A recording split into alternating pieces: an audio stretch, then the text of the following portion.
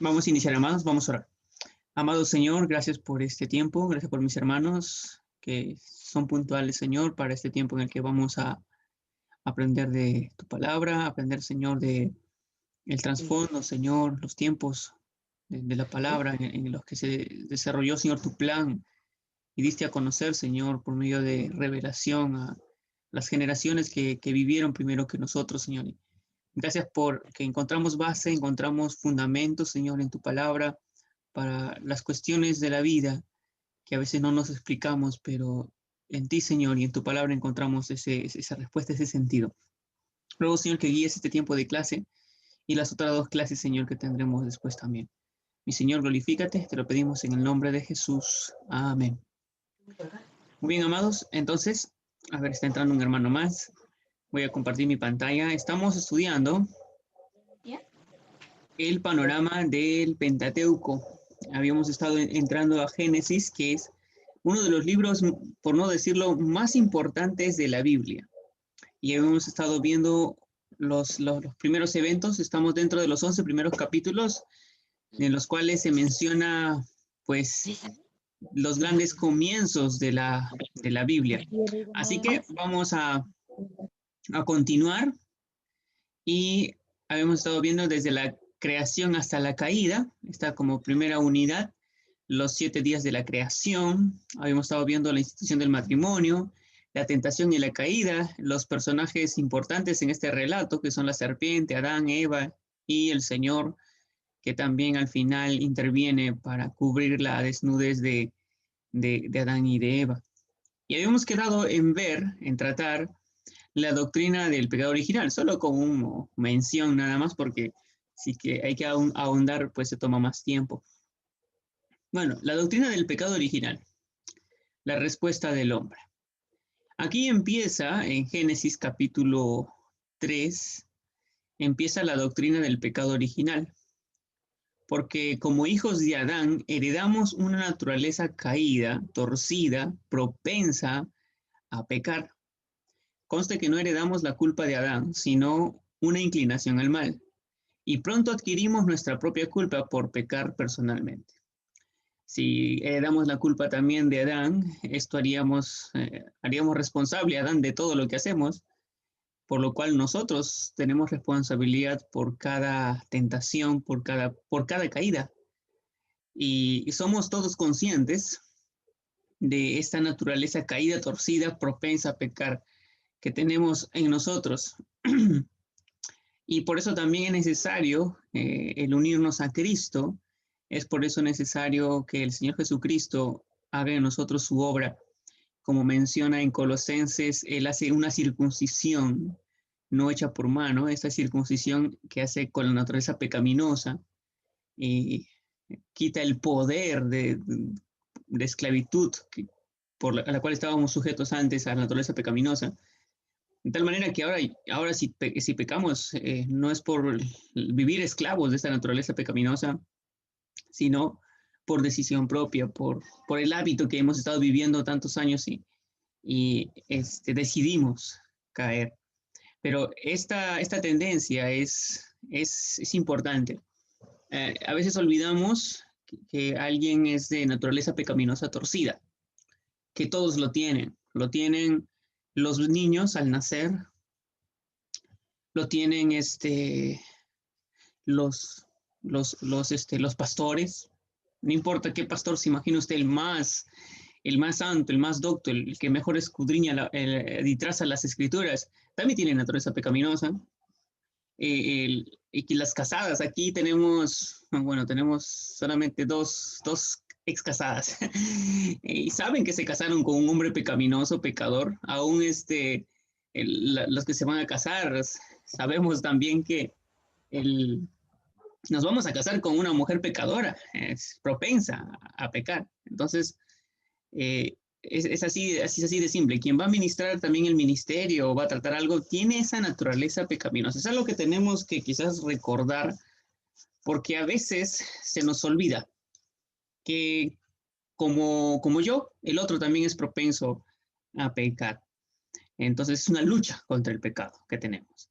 Hubo otros cambios a consecuencia de esta naturaleza pecaminosa y del juicio de Dios, como el inicio de las características carnívoras en ciertos animales, animales que antes solo comían pasto, ahora podrían comer a otros animales, cambios en el cuerpo de Eva, que afectan sus embarazos, obligándola a depender también del hombre, es otra consecuencia, tu deseo será para con tu marido, dice el texto, hablando acerca de que tú quisiste tomar dominio de, de la responsabilidad del hombre.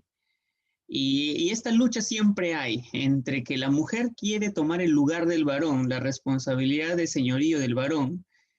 Y en esta lucha, dice el texto, pues en ese deseo que tienes será el de tu marido. Tu marido te someterá. Y es lo que tenemos como consecuencias del pecado. Y esto no quita el hecho de que la mujer y el varón en Cristo Jesús son uno, tienen el mismo Espíritu Santo, tienen dones también, excepto el oficio de pastor, el llamado a ser líder en la casa, que son responsabilidades que el varón tiene, pero en lo demás, en la gracia del Señor, pues, como dice en Gálatas, no hay varón ni mujer, no hay griego ni judío, no hay libre ni esclavo, todos somos unos en Cristo Jesús, somos uno. Sin embargo, notamos eso, ¿no? Esta lucha. Así que por ahí para los que somos solteros, ¿no? Por ahí para los que están conviviendo con su esposo, su pareja, pues sabemos que hay esta lucha de poder, ¿no? Ahí a veces somos, una vez llevé esta serie en la iglesia, en Génesis, hablando de Génesis, el varón tiene la tendencia de ceder su autoridad rápidamente. Encárgate tú, dice, ¿no? Encárgate tú. ¿Por qué? No sé, le da pereza, es mucha carga. Encárgate tú. A los hijos, ya encárgate tú, hazlo. Administración de la casa, hazlo tú, de frente, no cedemos y damos. Y la mujer empieza a administrar. Tiene su lugar, dice Timoteo, que las mujeres que gobiernan bien su casa también sean consideradas. Entonces, debe haber una administración mutua allí, pero sin embargo, hay esta lucha por el señorío. También hubo una transformación en la agricultura, haciendo del trabajo una tarea ardua. Cuando el Señor le dijo, pues, con el sudor de tu frente, ¿no? Pues vas a trabajar, vas a sufrirla. Y esa es la idea. El trabajo no es un castigo. El Señor planeó desde antes de la caída que el hombre debe trabajar. Lo que es como consecuencia del pecado es el arduo trabajo. El arduo trabajo. Yo acabo de llegar, ¿cuánto? Hace una hora será. Pues me está doliendo el cuerpo un poco, ¿no? Por el tema del trabajo. Moverse, pararse, andar por aquí. También los que han estado sentados en una silla saben que el arduo trabajo, la columna, la espalda, los ojos, la cabeza. Bueno, ese es el afán, esa es la consecuencia de este pecado, de la caída. ¿Cuál es la respuesta de Dios? Y aquí tenemos la promesa, que una vez estuvimos tratando también, señalando a Jesús como el cumplimiento de esa promesa. Jehová Dios se manifestó en juicio y en gracia. Notamos esto. Una vez, nosotros sabemos que después de la caída del hombre, es que a través de la caída del hombre podemos conocer la gracia de Dios.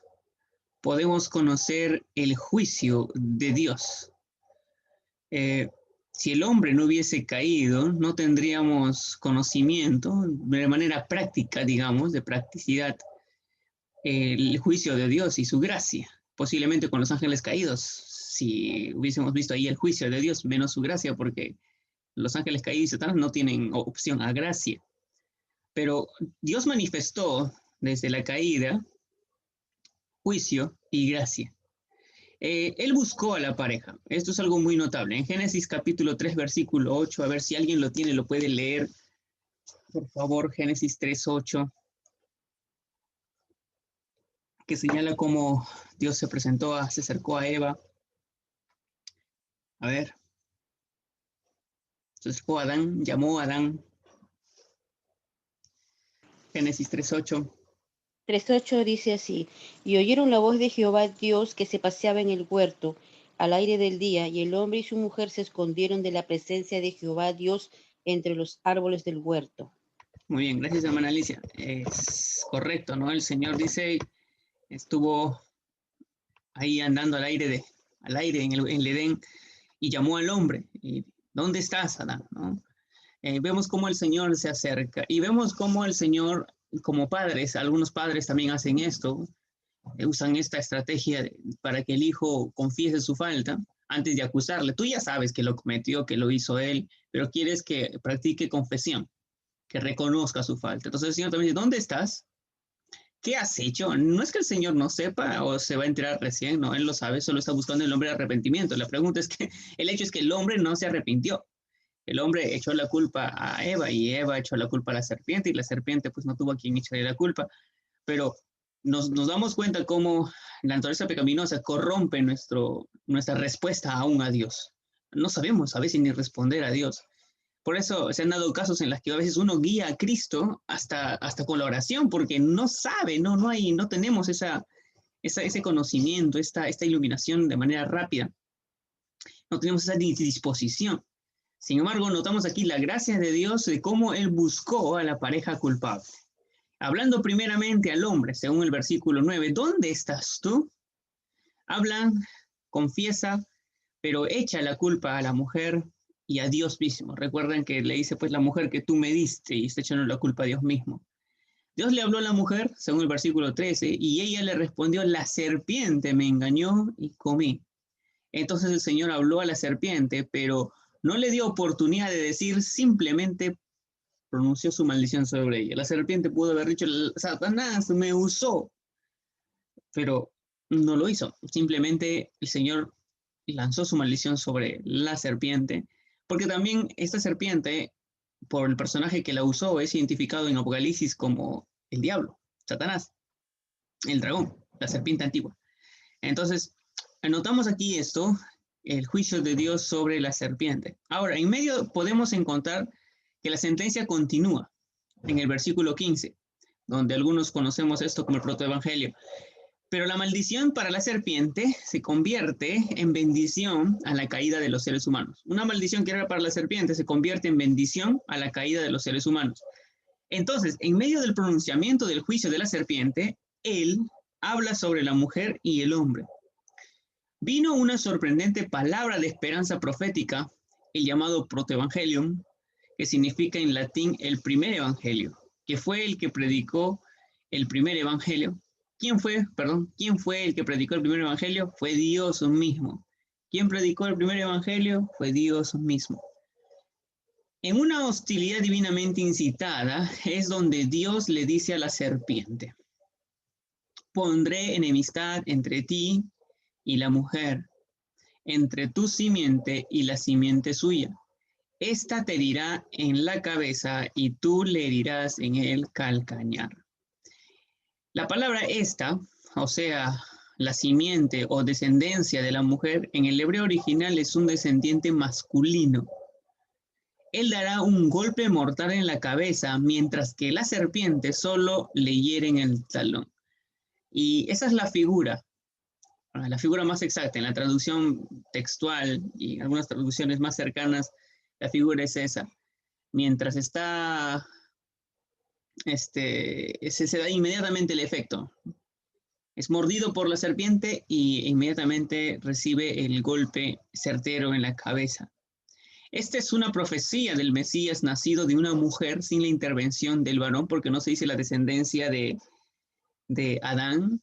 El Señor está honrando a la mujer en el sentido de que pues ella fue la que fue tentada por el enemigo y también fue la que recibió la culpa de Adán. Entonces la mujer Dios está dando también una promesa a la mujer, un descendiente tuyo va a ser quien le pise la cabeza. Entonces es la única vez que se usa la expresión así, la simiente de la mujer, porque siempre es la simiente del hombre.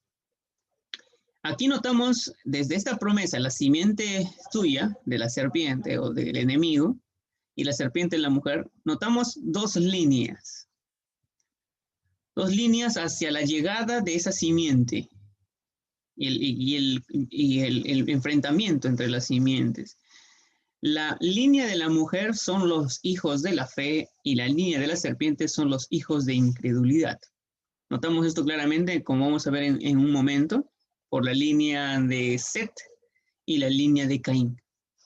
Finalmente, Dios proveyó ropa para la pareja caída, porque los delantales de hojas frágiles no sirven. Se requiere sacrificio, el derramamiento de sangre de víctimas inocentes para redimirlos de su pecado. Desde aquí ya se establece un patrón de cómo se va a perdonar los pecados, cómo se va a pagar por el pecado. El hecho divino era típico del sacrificio ofrecido en la cruz. Después de eso, Dios los expulsó del huerto como un acto de juicio y de gracia. Dios quería guardarlos del árbol de la vida, expulsándolo del huerto para que no comieran de ese árbol y vivieran eternamente en cuerpos no glorificados. Antes de ir a este punto, menciono lo siguiente. Recuerden que Caín y Abel, según el capítulo 4, están presentando un sacrificio a Dios en altar. Y obviamente esto se lo tuvo que haber enseñado Dios a Adán, cómo se tiene que presentar sacrificio. Y Adán lo aprendió desde Génesis, hermanos, ya se nota este altar, un altar, se menciona un animal inocente que tiene que morir, ya se está practicando, ya se estaba pintando el cuadro acerca de Jesucristo. Lo mencionaba solo para recalcarlo. Ahora, con respecto a lo siguiente, ¿no? Siempre se pregunta, ¿por qué Dios los expulsó del huerto del Edén, a Adán y a Eva? ¿Por qué no los mantuvo allí? ¿Por qué lo hizo? Bueno, la escritura es clara en ese punto. En el mismo capítulo 3 se nos señala que ellos fueron expulsados para que el hombre no pudiese acceder al árbol de la vida. No es que el árbol de la ciencia del bien y del mal producía pues que pecasen y muriesen y que el árbol de la vida les revertiría esto. No, el árbol de la vida no iba a hacer eso. Según notamos aquí en Génesis capítulo 3, dice el texto, versículo 24, capítulo 3.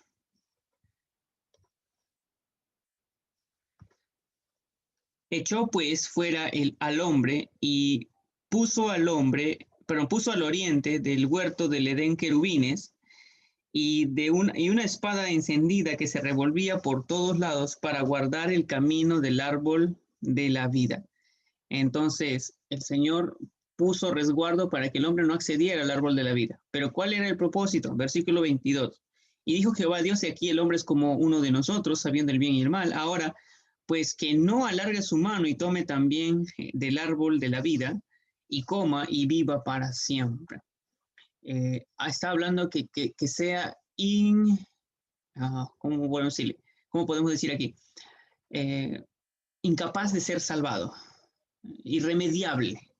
Si el hombre extendía su mano al fruto del árbol de la vida, sería irremediable. No tendría salvación. Quedaría en esa condición con la naturaleza pecaminosa por siempre. Entonces, lo que hace el Señor es expulsarlo por su propio bien. Curioso, ¿no? Quizás uno diría, expulsarlos no parece ser una muestra de amor, pero lo es.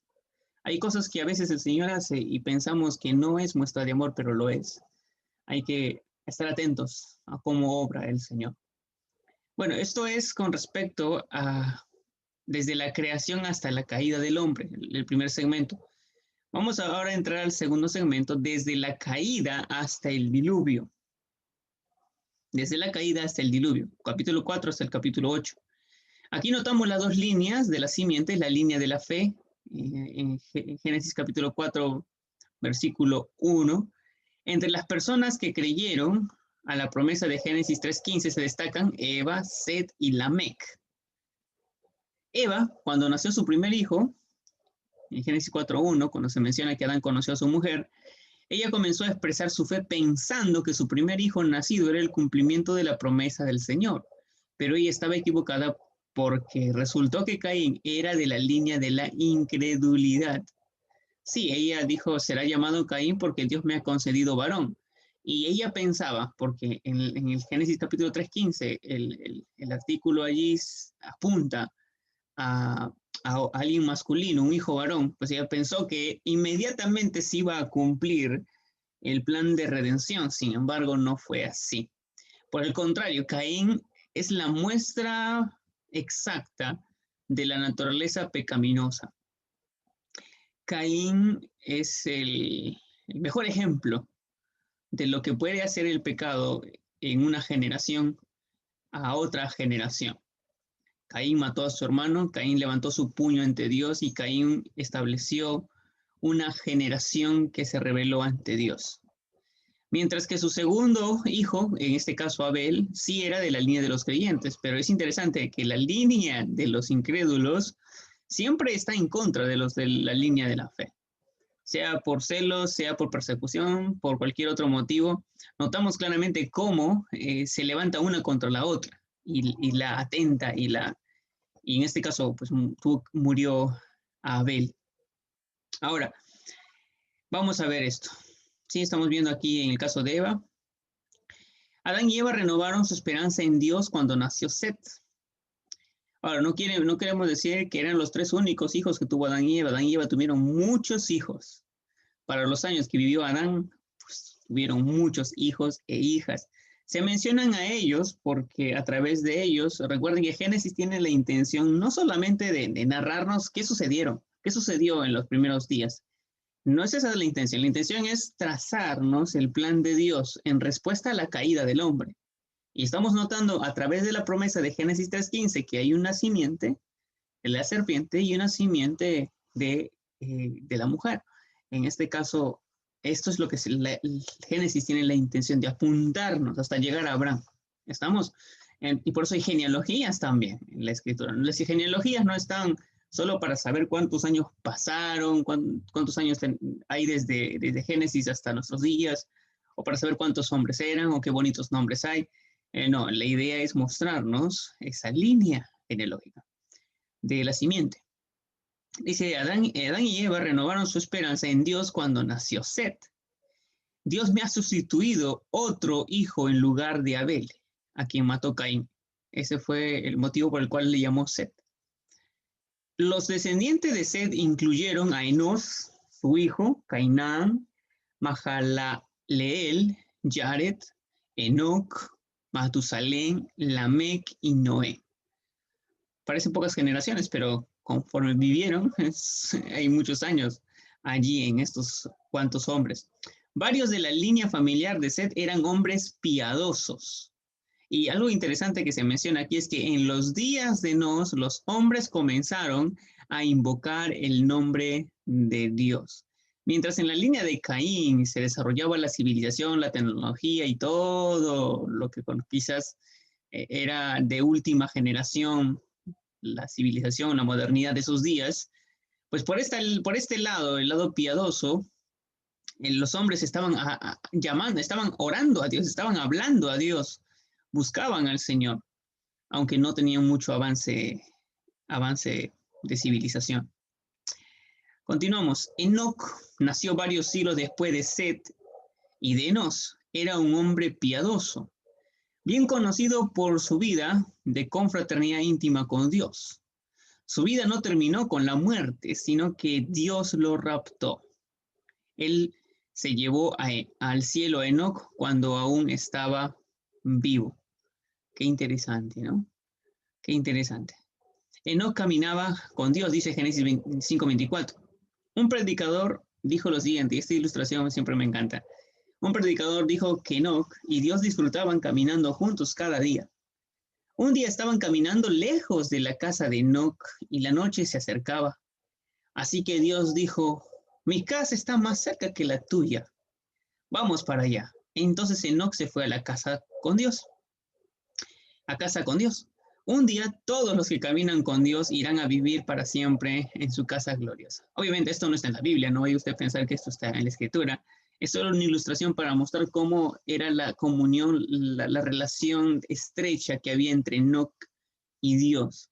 Aparte, esto también es una prefiguración de lo que va a suceder antes del juicio. Recuerden que Enoc es llevado antes de que caiga el diluvio sobre la tierra. Y también la iglesia será llevada antes que llegue la tribulación, antes que llegue el tiempo del castigo. Entonces hay esa prefiguración de parte de Dios desde Génesis, hermano, desde Génesis. Entonces, notamos claramente esto aquí. Enoc, un hombre piadoso. Las escrituras registran que el padre de Noé, Lamec, también mostró esperanza en Dios. Este no era el Lamec, porque hay otro Lamec que es de la línea de Caín. El otro Lamec de Caín era terrible, como vamos a ver luego, ¿no? Se casó con 2 mujeres. Ese Lamec no. Es curioso que siempre el lado de la simiente de la serpiente, el lado de la maldad, por decirlo así, siempre imita al lado del bien. Como el anticristo, ¿no? Siempre está imitando a Cristo, pero en un lado negativo. Es un usurpador, un impostor, siempre hay ese lado. Bueno, aquí, para que no se confundan, pues este no es ese Lamec. El justo que creía que el hombre sería liberado de la maldición del pecado, que fue la causa de que Adán y Eva tuvieran que salir de Edén. Su nombre ya anunciaba esto. Y aún Lamec, porque luego vamos a nosotros a percibir que Lamec, cuando tiene a su hijo Noé, él también anuncia que su hijo va a traer consuelo, descanso, porque hermanos, la maldad se había llegado a un punto tan alto como que ya ni siquiera los hombres soportaban la vida. Nosotros todavía no llegamos a un punto en que la vida sea insoportable, pero en esos tiempos lo era. Por eso Lamec profetizando también decía, este hijo nos va a dar descanso, este hijo nos va a dar esta pausa, este freno, este descanso que necesitamos. Bueno, este fue Lamec. Lamec dice, declaraba su fe en la promesa cuando le puso por su nombre a su hijo Noé, que significa consuelo, diciendo, este nos aliviará. Noé era de esa misma fe. Y en Génesis 6, 8, 9, él dice, pero Noé halló gracia ante los ojos de Jehová. Noé, varón justo, era perfecto en sus generaciones, con Dios caminó Noé. Podemos notar una genealogía que se va trazando aquí, ¿no? Hasta Noé. Noé es el que pasa el diluvio, y es posible que él también haya pasado alguna información de la que tenía de los primeros orígenes, porque es el único que sobrevive. Las generaciones de Noé, de Génesis 9 al 11. Estas son las generaciones de Noé. Noé, varón justo, era perfecto en sus generaciones. Con Dios caminó Noé y engendró Noé 3 hijos, Sem, Can y Jafet. Y se corrompió la tierra delante de Dios y estaba la tierra llena de violencia. ¿Llena de qué? De violencia. Por eso era insoportable. Algo que hace insoportable no en un 100% nuestro tiempo actual es la violencia también. Por violencia es que a veces no queremos salir muy lejos. Por violencia usted no saca su celular en la calle. Por violencia hay matrimonios que se separan. Por violencia los hijos también crecen con traumas. La violencia es una señal de que el pecado está creciendo. Pero en esos días de Génesis, la tierra estaba llena de violencia. Entienda eso, es una diferencia a nuestros días. Sin embargo, vemos que está en incremento. Usted ha notado, y esto es para alarmarnos, nuestras generaciones actuales, nuestros niños, desde antes, ¿no? Pero ahora es más notorio todavía, están expuestos a mucha violencia. La mayoría de los juegos que les gustan a nuestros niños, a nuestros jovencitos, está lleno de esto. Sí, los animes, los dibujos, con los cuales ellos se relacionan, está lleno de pum, pum, pelea, golpe. El otro día un niño me decía, mira lo que juego, ¿qué estás haciendo? Le digo, matando zombies, estaba matando zombies, pum, pum, pum, y no lo hacía con armas, sacaba sino su pistola o su cuchillo, y con cuchillo lo mataba. Y yo decía, ¿qué estás jugando? Para mí, yo me aterré, por decirlo de una manera, porque era violencia y estaba aprendiendo a cómo hacerlo. En mis tiempos de juego yo le decía, yo jugaba carritos, ¿no? Carrera, ¿quién llegaba primero? Yo jugaba partidito, fútbol. Pero ahora, esto es el de los chicos. Las películas también traen esto. Un adulto quizás puede asimilarlo y saber discernirlo, pero un niño no. Un niño lo asimila y le va generando pues en su corazón un grado de violencia, aunque usted no lo crea. Pero es que se están dando las condiciones para que la tierra sea llena de violencia también, muy pronto quizás, a 3, 4 generaciones. Bueno, aquí está alguien que quiere opinar, pero bueno, vamos a continuar. Entonces esas son las generaciones de Noé. Vamos a ver, hemos visto primero la línea de fe, la línea de Set hasta Noé. Vamos a ver la línea de la incredulidad. Caín encabeza la línea de la simiente de la serpiente que se menciona en Génesis 3:15. La Biblia resume la vida de Caín y sus descendientes. La lista de nombres que aparece para cubrir un largo periodo de tiempo. Quizás te lo puedo dejar como tarea, pero es algo muy interesante, amados, que se traza una línea hasta Jesús para ver la línea de la serpiente. Pero también, hermano, hay una línea que se traza hasta el anticristo. Sí, se dice descendiente de qué tribu de Israel va a ser también. Entonces, te lo dejo ahí nomás para picarte algo de curiosidad y lo puedas investigar un poco más. Pero desde Caín se encabeza esta genealogía, esta lista de nombres que aparece para cubrir a lo largo del periodo del tiempo. Está aquí, en Génesis capítulo 4, el 17 al 24, los descendientes de Caín. Caín construyó una ciudad donde los habitantes en su mayoría criaban rebaños y manadas. Con el transcurso del tiempo elaboraron elementos útiles, incluyendo instrumentos musicales. La gente aprendió a usar el metal, el bronce, el hierro, eran útiles para la fabricación de herramientas y armas. La gente comenzó a sentirse segura a causa de su progreso, pero dependían de ellos mismos, no de Dios. Eso es muy importante. Dependían de ellos mismos y no de Dios. Por un lado, estaban los que invocaban el nombre de Dios y buscaban ayuda del Señor, y por el otro lado, con el progreso, con con su autonomía e independencia, pues ya no buscaban a Dios. Ya podían pasar la tarjeta de crédito y solucionarlo. Bueno, no, en ese tiempo no tienen tarjeta de crédito, pero no sé, me dejo entender. A veces también nosotros llegamos a ese punto. No invocamos ya el nombre de Dios porque podemos solucionarlo por los medios que ya tenemos. Ya no estamos clamando a Dios, invocando su nombre. Bueno, vamos a continuar. Lamec, este es el otro Lamec. Un descendiente de Caín, era un hombre muy orgulloso. Fue el primer hombre que rechazó el plan de Dios de tener solo una esposa. Entonces, los que buscan dos mujeres, pues son descendientes de Lamec, de la línea del mal. No, es una broma, pero dense cuenta que este hombre rechazó el plan de Dios. También se jactó de haber matado a un hombre que le había hecho daño. Él no estaba de acuerdo con en lo ojo por ojo, sino en la vida por un moretón.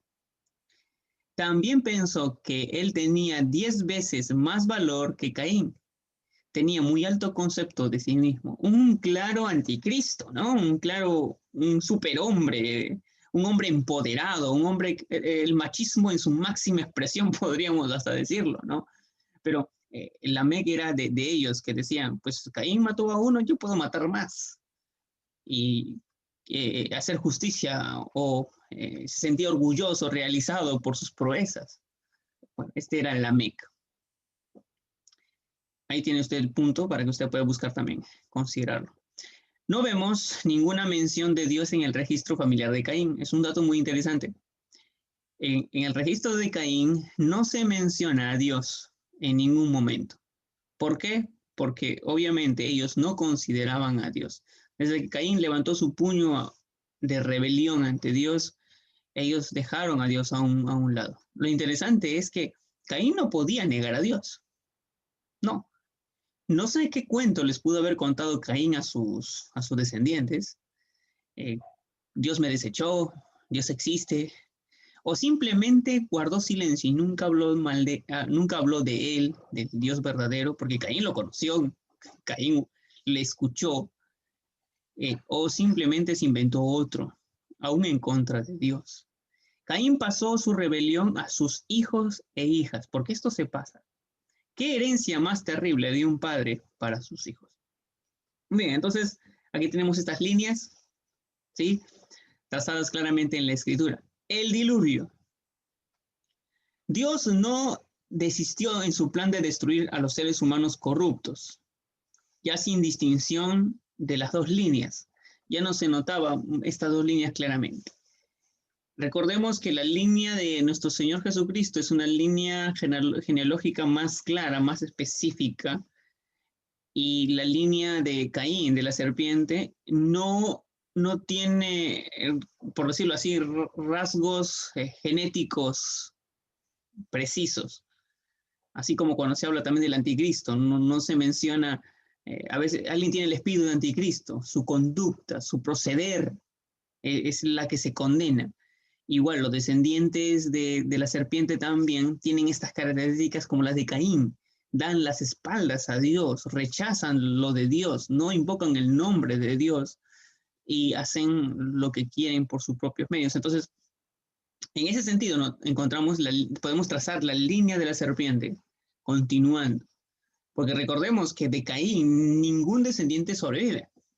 Solamente sobreviven de la línea de Set, con la familia de Noé. Pero también allí, como siempre menciono, ahí estaba el noveno pasajero en el diluvio, perdón, en el arca, como en esa película Alien, el octavo pasajero. Pero aquí no, aquí es el noveno pasajero. ¿Quién era el noveno pasajero? Pues la naturaleza pecaminosa, que también viajó en este barco. Ella no se quedó. La maldad también viajó en este barco y sobrevivió. Bueno, el Señor decidió perdonar a Noé y su familia, 8 personas en total. Noé con su mujer y sus 3 hijos, Sem, Caín y Jafet, con sus mujeres. Con ellos se repoblaba la tierra después de la catástrofe del diluvio.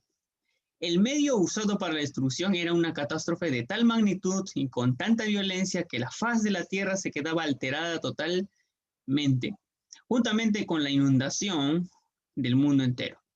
El instrumento de salvación de Noé y su familia era un arca que Noé debía de construir de madera de gofer, ciprés. Ahí está el texto en referencia. El arca de Noé evidentemente tuvo por objeto ser nada más que un depósito flotante que medía 150 metros de largo por 25 metros de ancho y por 15 metros de alto. Ahí está Génesis 6:15 para que lo pueda ver. Los componentes de madera de gofer estaban calafateados con brea. La brea es asfalto, el asfalto primitivo, por dentro y por fuera. El arca tenía también una ventana y una puerta en el costado. Un acabado o abertura para la luz que corría en derredor de la barca, un poco debajo del techo. Debía tener 3 pisos y apartamentos para las personas, animales, aves, reptiles, alimentos. Tenía que ser muy grande. Eso también es evidencia, como hablábamos en un inicio de este curso, de la inteligencia del hombre, la capacidad que el hombre podría tener para hacer algo. El Señor le dijo, hazte un arca. Y porque el hombre podría desarrollarlo y hacerlo. Obviamente el Señor también le dio esta habilidad, la sabiduría de cómo tratar con la madera y todo eso, pero el hombre ya desarrollaba esto. Y hacer un barco con esas dimensiones era algo más épico todavía, pero se logró hacer. Entonces, no solo entraron la familia de Noé, también entraron animales, reptiles, alimentos para poder sobrevivir. La salvación de la humanidad por un hombre, Noé, nos hace pensar en la obediencia de un hombre, Cristo, quien logró una salvación mucho más grande, como dice Romanos 15, de 19 al 20, porque así como por la desobediencia de un hombre los muchos fueron constituidos pecadores, así también por la obediencia de uno los muchos serán constituidos justos. Lo cual nos revela gracia, hermanos, porque es la obediencia de Cristo la que me puede constituir justo. Y como algunos señalan, ¿no? Yo no hice nada y por la culpa de Adán puedo ser condenado y tengo la naturaleza pecaminosa, pues tengo esta tendencia para pecar y puedo ser condenado al infierno por la culpa de ese hombre. ¿Y Dios no puedo haber hecho algo? Bueno, Dios también, pues sin ningún mérito tuyo, sin ningún esfuerzo tuyo en algo que pueda sobrar, también por la obediencia de Cristo te puede constituir salvo. Es de la misma manera.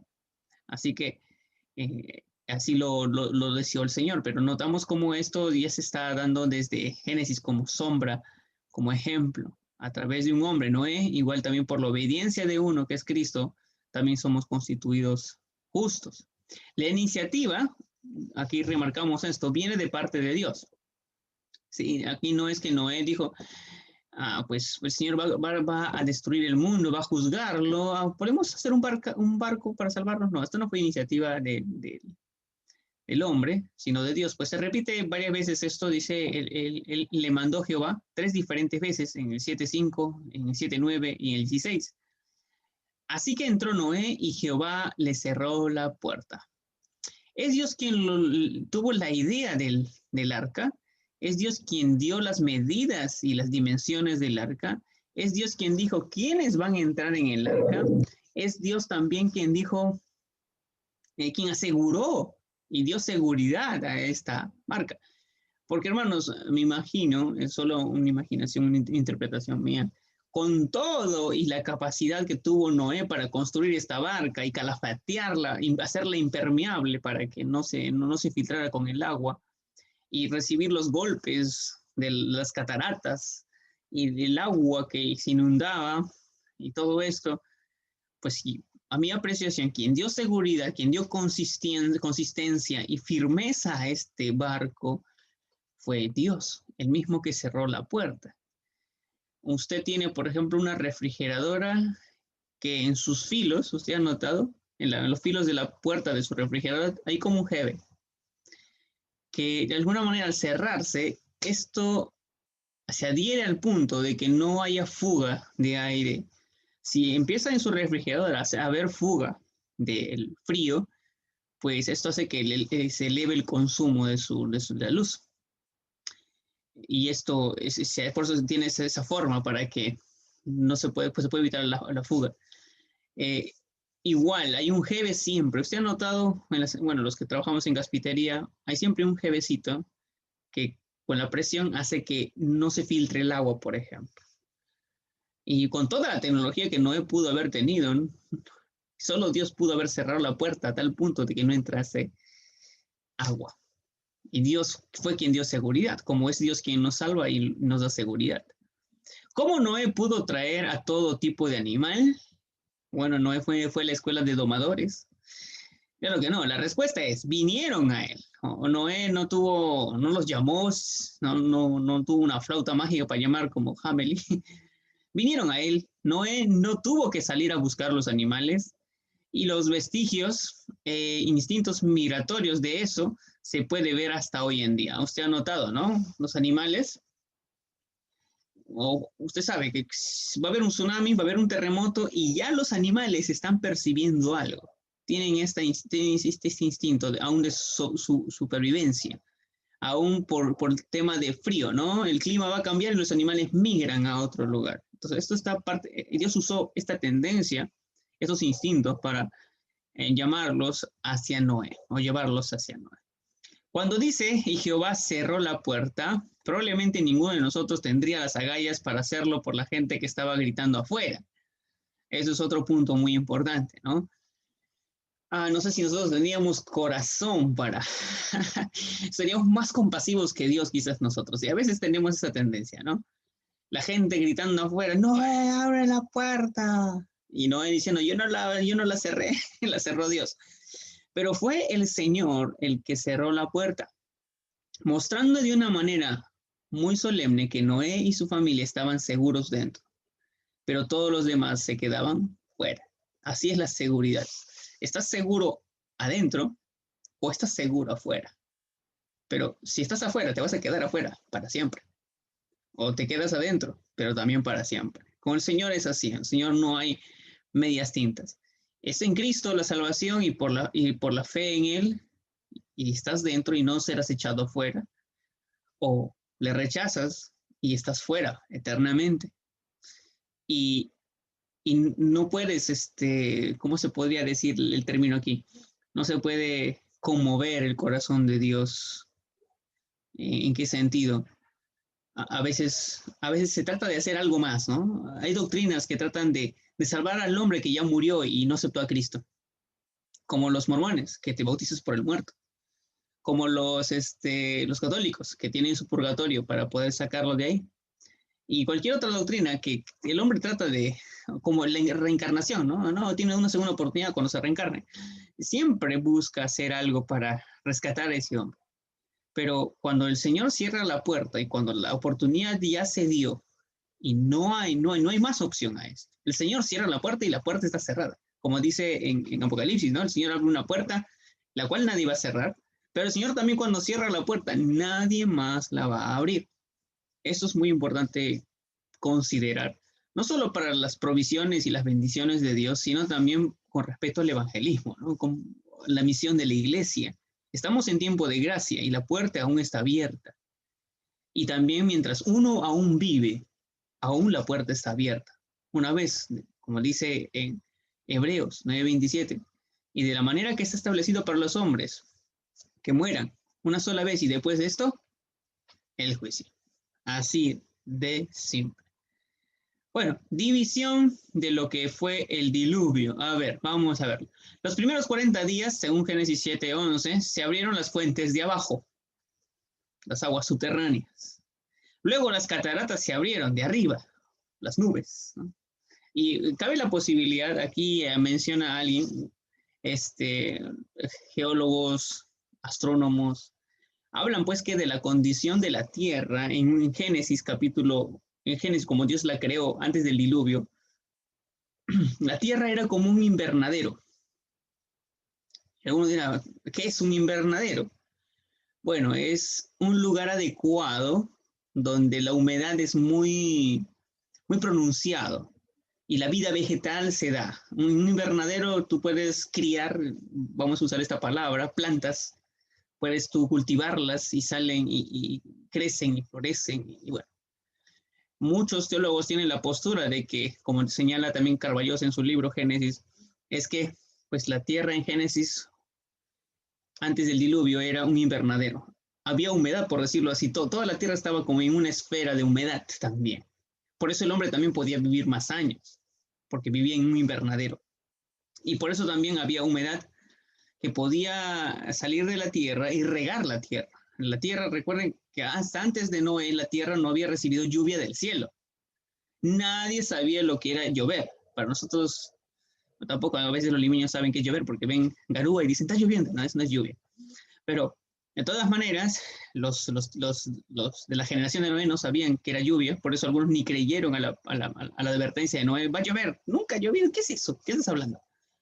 Entonces, cuando se dio el diluvio, las cataratas, eso es como que la cubierta de la tierra se haya roto, que tenía líquido y cayó, como cataratas. Imagina eso, usted nunca ha visto a una nube como cayendo en cataratas, no, la nube solo hace caer lluvia, ¿no? Pero cataratas es como si una fuente se hubiera quebrado. Bueno, esto es una hipótesis, cabe mencionarse, ¿ok? Pero las cataratas se abrieron. 110 días más en que prevalecieron las aguas sobre la tierra. 110 días, desde que las cataratas se abrieron, ya nada caía, la lluvia ya no había. Pues, ¿qué dice aquí el texto? 110 días. Las aguas estuvieron, el barco estuvo ahí flotando. Y dice que corrían con mucha violencia. Por último, estuvieron 150 días más esperando en el arca. Hermanos, a ver, eso sí es cuarentena. Eso sí es cuarentena. 150 días, 110 días más. Usted se imagina en un barco ese tiempo, ¿ah? Con los animales, tiene que oler el animal todos los días. Sí, no sé cómo se habrán bañado, porque no sé si habrán tenido refugio de agua o lanzaban a uno fuera del arca para que se lave. Pero imagínense, eso sí creo que era cuarentena y era insoportable. Y nosotros no llevamos todavía, creo que esta cantidad y estamos ya gimiendo. Bueno, luego recién las aguas comenzaron a bajarse y se veían los picos de las montañas. Y bueno, amados, para terminar, 8 del 1 al 14.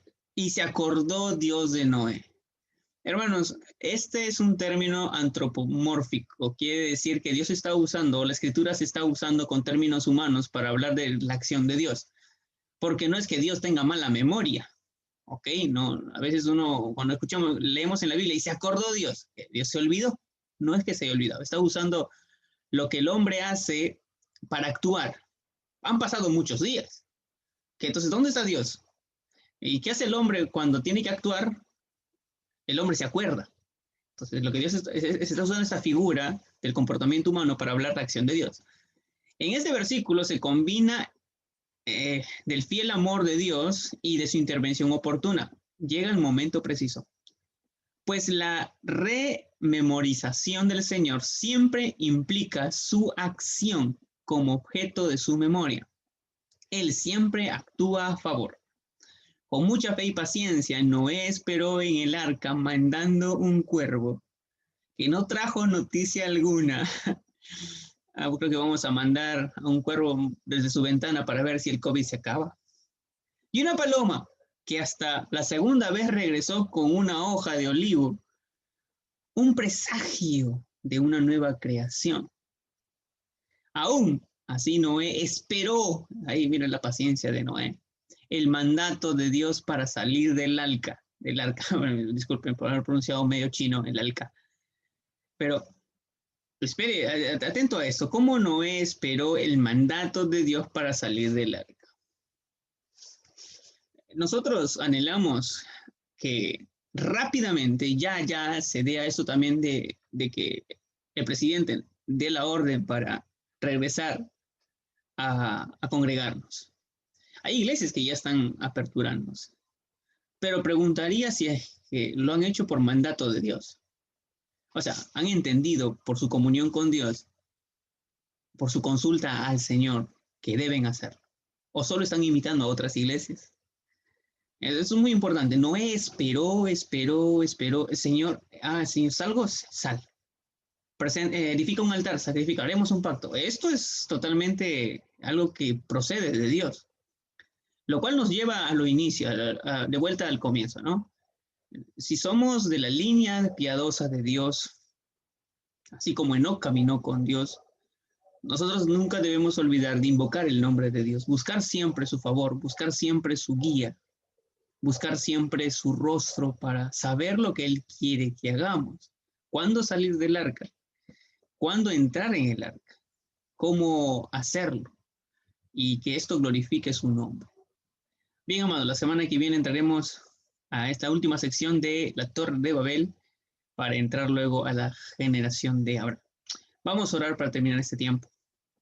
Amado Señor, gracias por permitirnos repasar panorámicamente, Señor, estos primeros eventos con la humanidad. Estamos agradecidos por tu inmensa generosidad para con el hombre, como hiciste una promesa para salvarnos y redimirnos. Y aún, Señor, a pesar de nuestra terquedad y nuestra maldad, que el mundo fue lleno de violencia, pero más fue tu amor y tu misericordia, que aún perseveraste en tu plan para salvarnos a través de la línea de Noé. Y gracias, Padre, por esto. Gracias por tu amor, tu paciencia. Tú siempre estás con nosotros. Pueden pasar 150 días. Podemos estar en nuestra barca por muchos días más y solo haremos algo, Señor, cuando entendamos que es tu voluntad, entendamos que procede de ti. Danos paciencia. Y en ese proceso de aprender paciencia, Señor, forja en nosotros carácter. Forja en nosotros, Señor, una vida piadosa, Señor, a ti, temerosa hacia ti, obediente hacia ti, Señor. Mi Dios, gracias por este tiempo. Bendice la siguiente clase y ve mis hermanos que han estado en este tiempo. En el nombre de Jesús. Amén. Bueno, entonces estamos terminando este tiempo.